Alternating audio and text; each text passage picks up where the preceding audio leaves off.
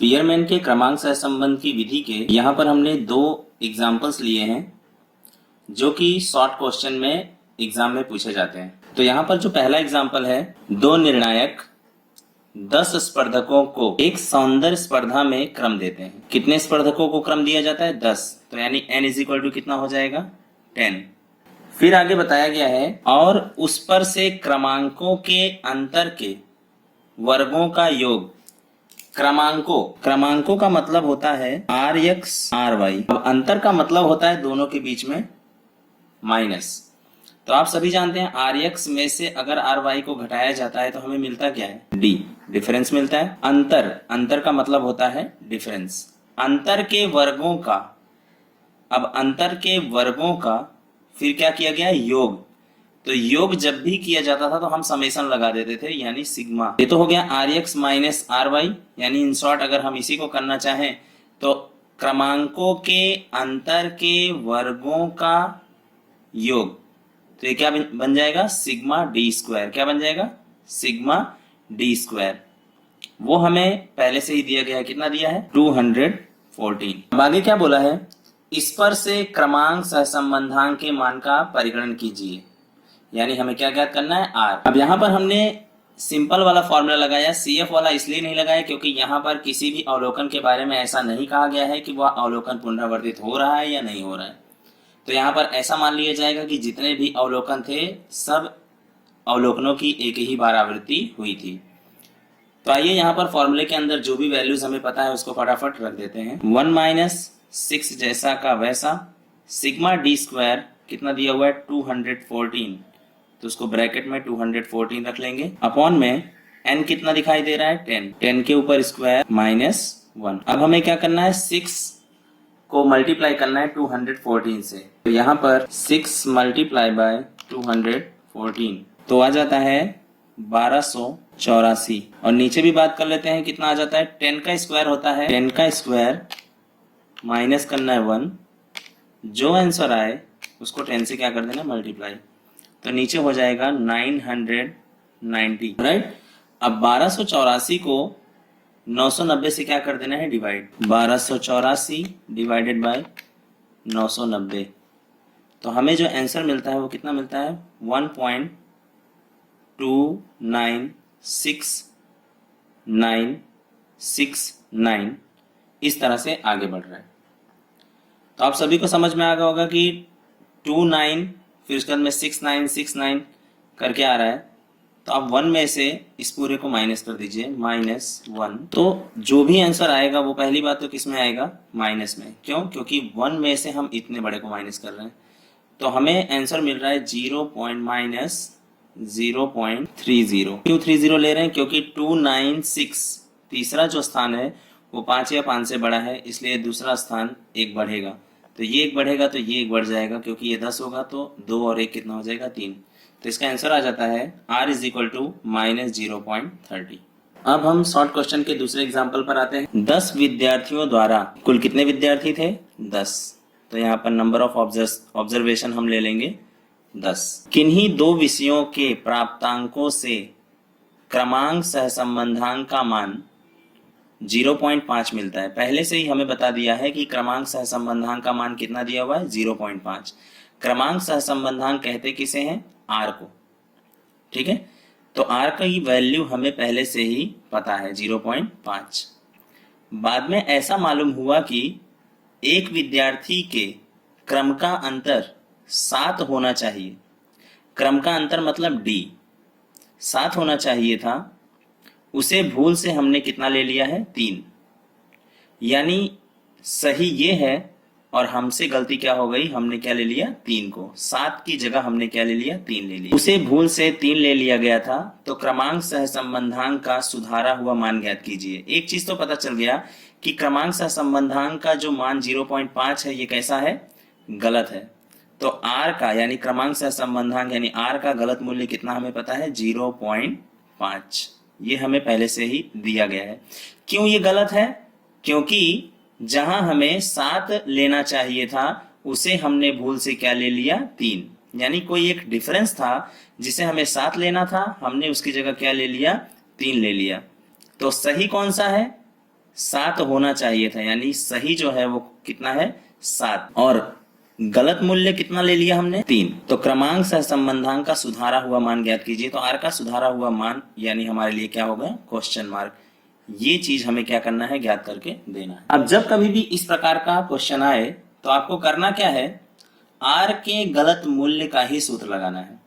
तो यानी आर का जो गलत मूल्य हमें 0.5 मिला है, इसी का फॉर्मूला फिर से एक बार लगा देने का। अच्छा, ऐसा करने से क्या मिलेगा हमें गलत सिग्मा डी स्क्वायर मिलेगा। जब तक गलत वाला सिग्मा डी स्क्वायर नहीं मिलता है तब तक हम उसे सुधार नहीं सकते। इसलिए हमें करना क्या होगा, सबसे पहले गलत आर का मूल्य का फॉर्मूला लगा करके गलत सिग्मा डी स्क्वायर ढूंढना होगा। उसके बाद में उसे क्या करना होगा, सुधारना होगा।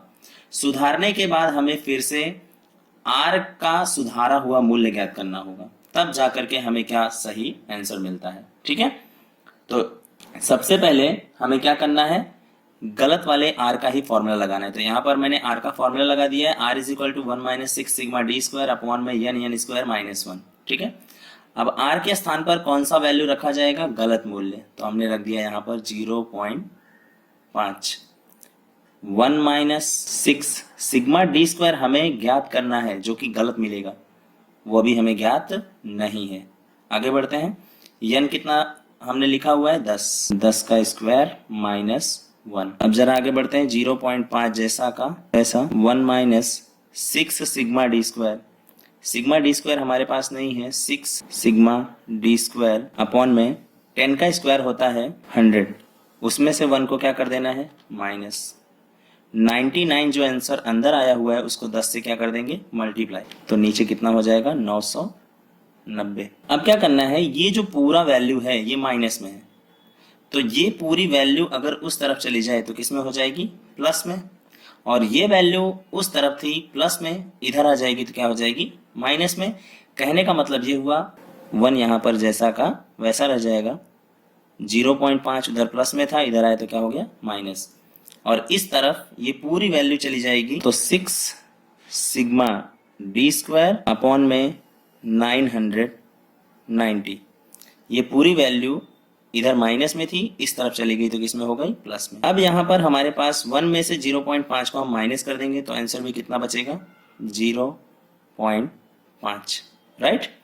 अब 0.5 और यहाँ पर क्या बचा हुआ है 6 सिग्मा डी स्क्वायर अपॉन में 990। चलिए अब हम बात करते हैं कि जो चीजें यहाँ पर डिवाइड में है, जैसे कि 990 यहाँ पर क्या है डिवाइड में है, तो वहां जाएगी तो क्या हो जाएगी मल्टीप्लाई। ठीक है, और 6 जो यहाँ पर मल्टीप्लाई में है वहां जाएगा तो क्या हो जाएगा डिवाइड, यानी जो डिवाइड में है वो मल्टीप्लाई हो जाएगा, जो मल्टीप्लाई में है वो डिवाइड हो जाएगा। तो यहाँ क्या शेष रह जाएगा सिग्मा डी स्क्वायर, राइट।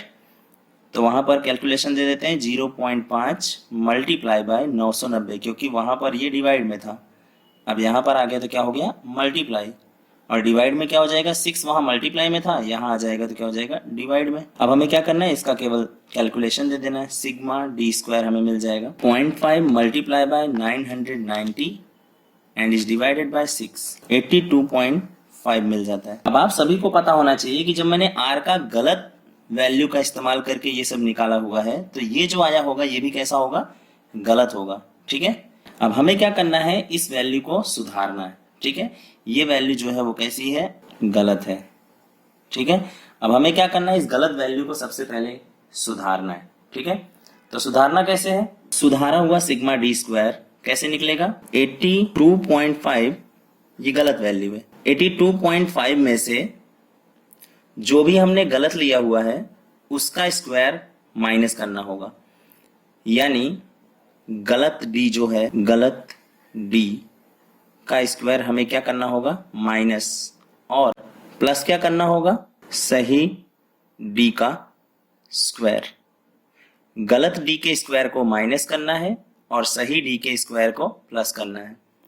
तो 82.5 जैसा का वैसा, गलत डी कितना था, डी का गलत मूल्य था 3, तो 3 का स्क्वायर हमें क्या करना है माइनस, और सही डी कौन था 7, और 7 के स्क्वायर को क्या करना है प्लस। अब आपको लगेगा कि यहाँ पर डी का स्क्वायर क्यों माइनस हो रहा है, डी का स्क्वायर क्यों प्लस हो रहा है, क्योंकि आप यहाँ देख रहे हैं कि केवल डिफरेंस का टोटल नहीं है, डिफरेंस के स्क्वायर का टोटल है, यानी क्रमांकों के अंतर के वर्गों का योग है ये। तो आपको सबसे पहले वर्ग ही करना पड़ेगा, उसके बाद ही घटाना है और उसके बाद ही बढ़ाना है। तो 82.5 जो है वो जैसा का वैसा 3 का स्क्वायर होता है 9 प्लस 7 का स्क्वायर होता है 49। तो हमें करना क्या है, 82.5 में से 9 को माइनस करना है और 49 को प्लस करना है, जिससे हमें सुधारा हुआ सिग्मा डी स्क्वायर मिल जाएगा 122.5। अब इस 122.5 का यूज हमें कहाँ करना है, आर का सुधारा हुआ मूल्य ज्ञात करने के लिए। तो फिर से एक बार फॉर्मूला सेम टू सेम रखेंगे, r is equal to 1 minus 6 sigma D square upon में एन स्क्वायर माइनस 1। अब इसके अंदर जो भी वैल्यूज हम रखेंगे एकदम सही सही रखेंगे, 6 जैसा का वैसा। अब सिग्मा डी स्क्वायर की वैल्यू कौन सी लेंगे, सुधारी हुई, तो वो कितनी आ चुकी है 122.5 और अपॉन में n जितना था 10 स्क्वायर माइनस 1। 1 माइनस 122.5 को 6 से क्या कर देंगे मल्टीप्लाई, तो हो जाता है 735 और नीचे 10 का square 100, 100 minus 1 99, 99 multiply by 10 is equal to 990। 1 minus 735 को 990 से डिवाइड कर देते हैं तो आंसर मिल जाता है 0.7424। उसके बाद भी है 2424 करके, तो हम केवल 24 तक लिखते हैं और इस वैल्यू को 1 में से क्या कर देते हैं माइनस। तो जो भी आंसर आएगा वो आएगा प्लस में 0.257575। ठीक है, तो आप देख रहे हैं कि 25 के बाद में 7 आ रहा है। ठीक है, तो डेसिमल के 2 स्थान तक ही अगर लिखें तो ये 5 या 5 से बड़ी, इसलिए ये कितनी हो जाएगी इक्विवेलेंट 0.25 है, तो क्या हो जाएगा 6। तो ये हो गया हमारा आंसर।